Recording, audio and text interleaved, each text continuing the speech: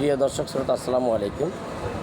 আপনাদের সুস্বাগতম মঞ্জুর টিভি ওয়ানে।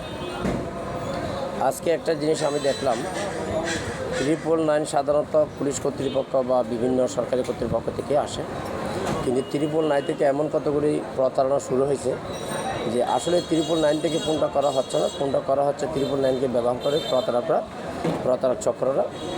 তাদের ভাষ্য হচ্ছে এটা আমাদের আপনার বিকাশ দোকান কিনা এরকমভাবে বলে।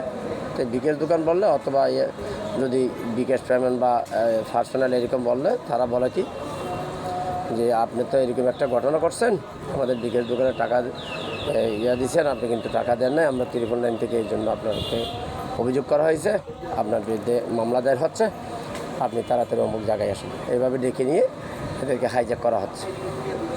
তো আমার কাছে এরকম আজকে সকালে একটা কল আসছিল। আমি সকল দর্শকবৃন্দদেরকে সালাম জানাচ্ছি।